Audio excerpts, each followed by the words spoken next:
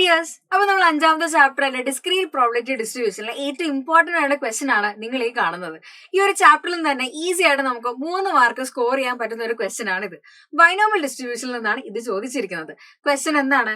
നമുക്ക് ബൈനോമിയലിന്റെ മീൻ തന്നിട്ടുണ്ട്, വേരിയൻസ് തന്നിട്ടുണ്ട്, കാണാൻ പറഞ്ഞിരിക്കുന്നത് പ്രോബബിലിറ്റി ഓഫ് സക്സസ് ആണ് കാണാൻ പറഞ്ഞിരിക്കുന്നത്. പ്രോബബിലിറ്റി ഓഫ് സക്സസ് എന്ന് വെച്ചാൽ എന്താണ്? അത് പി ആണെന്ന് നമ്മളോട് കാണാൻ ചോദിച്ചിരിക്കുന്നത്. ബൈനോമിയലിന്റെ കേസിൽ നമുക്കറിയാം മീൻ എന്ന് പറയുന്നത് ഇക്വേഷൻ വരുന്നത് എൻ പി ആണ്. സോ എൻ പി ആണ് എന്ത് ഇവിടെ 5 എന്ന് നമുക്ക് തന്നിരിക്കുന്നത്. So N P is equal to 5. ഇനി വേരിയൻസ് എന്ന് പറയുന്നത്, വേരിയൻസിന്റെ ഇക്വേഷൻ എന്ന് പറയുന്നത് എൻ പി ക്യൂ ആണ്. സോ അതായത് ഇവിടെ എൻ പി ക്യൂ എത്രയാണെന്ന് തന്നിട്ടുണ്ട്? അത് 4 ആണെന്നും തന്നിട്ടുണ്ട്. ഇനി വളരെ സിമ്പിൾ ആയിട്ട് ഒരു കാര്യം ചെയ്തു കഴിഞ്ഞാൽ നമുക്ക് നേരെ നമ്മളെ ഇക്വേഷനിലേക്ക്, നമ്മളെ വാല്യൂയിലേക്ക് നമുക്ക് എത്താൻ വേണ്ടി പറ്റും. എങ്ങനെയാണ്?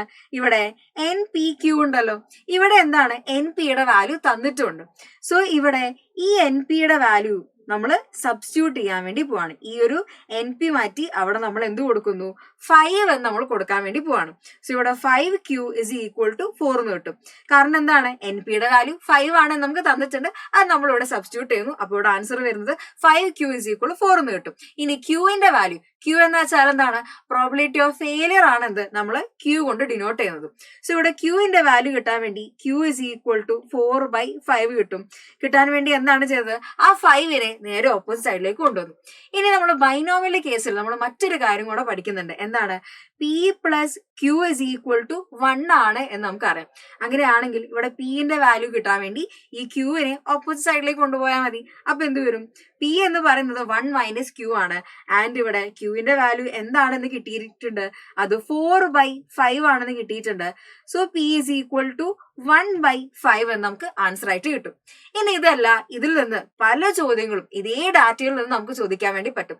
ഒന്നെങ്കിൽ പ്രോബബിലിറ്റി ഓഫ് ഫെയിലിയർ ചോദിക്കാം, 4/5 ആണ്. പ്രോബബിലിറ്റി ഓഫ് സക്സസ് ആണെങ്കിൽ 1/5 ആണ്. ഇനി ഇതിൽ എന്നിന്റെ വാല്യൂ എത്രയാണെന്ന് ചോദിക്കാം. ബൈ ഇക്വേഷൻ എൻ പി എന്ന് വെച്ചാൽ നമുക്ക് 5 ആണ് എന്ന് തന്നിട്ടുണ്ട്. ഇവിടെ പിന്റെ വാല്യൂ എന്ന് പറയുന്നത് 1/5 ആണെന്ന് തന്നിട്ടുണ്ട്. ഈ 1/5നെ ഞാൻ ഈ ഇക്വേഷനിലേക്ക് സബ്സ്റ്റിറ്റ്യൂട്ട് ചെയ്യാൻ വേണ്ടി പോകുന്നു. അപ്പൊ ഇവിടെ എന്ത് വരും? n ഇൻറ്റു 1/5 ആണ് 5 എന്ന് നമുക്ക് കിട്ടും. അങ്ങനെയാണെങ്കിൽ എന്നിന്റെ വാല്യൂ കിട്ടാൻ വേണ്ടി എന്ത് ചെയ്താൽ മതി? n ഇസ് ഈക്വൽ ടു ഇത് രണ്ടും കൂടെ നമ്മൾ മൾട്ടിപ്ലൈ ചെയ്യുന്നു. അപ്പൊ എന്ത് വരും? 5 into 5 that is equal to 25 ആയിരിക്കും എന്ത് നമുക്ക് അവിടെ എന്നിന്റെ വാല്യൂ ആയിട്ട് കിട്ടുന്നത്. ഇത്തരത്തിലും ചോദിക്കാം.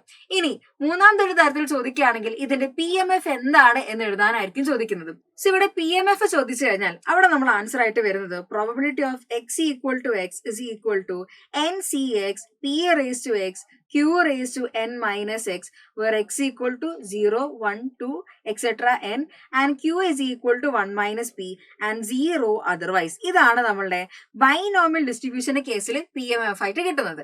സോ ഇവിടെ നമുക്ക് എന്നിന്റെ വാല്യൂ കിട്ടിയിട്ടുണ്ട്, പിന്റെ വാല്യൂ കിട്ടിയിട്ടുണ്ട്, ക്യൂവിന്റെ വാല്യൂ കിട്ടിയിട്ടുണ്ട്. ഇത് വെച്ചിട്ട് ഇനി പി എം എഫ് എഴുതാൻ വേണ്ടി പറഞ്ഞാലും നമുക്ക് ഈസി ആയിട്ട് എഴുതാവുന്നതേ ഉള്ളൂ. എന്ത് വരും? ഇവിടെ probability of X equal to X is equal to n എന്ന് പറയുന്നത് n ഇസ് ഈക്വൽ ടു 25 ആണ്. സോ ഇവിടെ n ഇസ് ഈക്വൽ ടു 25 ആണ്, p ഇസ് ഈക്വൽ ടു 1/5 ആണ്, and q is equal to 4/5 ആണ്. സോ ഇവിടെ എന്ത് വരും? 25 cx, p എന്ന് പറയുന്നത് 1/5 ആണ്, 1/5 റേസ് ടു x.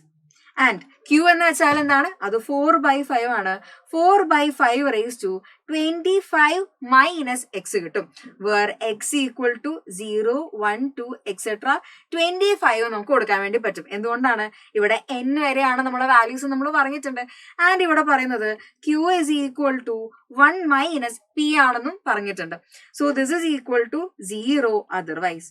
സോ നമ്മളോട് ഇനി അഥവാ പി എം എഫ് ആണ് ചോദിക്കുന്നതെങ്കിൽ നമുക്ക് അതിന്റെ ആൻസർ എന്താണ് ഇത്തരത്തിൽ ഈസി ആയിട്ട് കണ്ടുപിടിക്കാൻ വേണ്ടി പറ്റും. ഇത്തരത്തിലുള്ള വീഡിയോസിനായിട്ട് ഈ ചാനൽ സബ്സ്ക്രൈബ് ചെയ്യുക.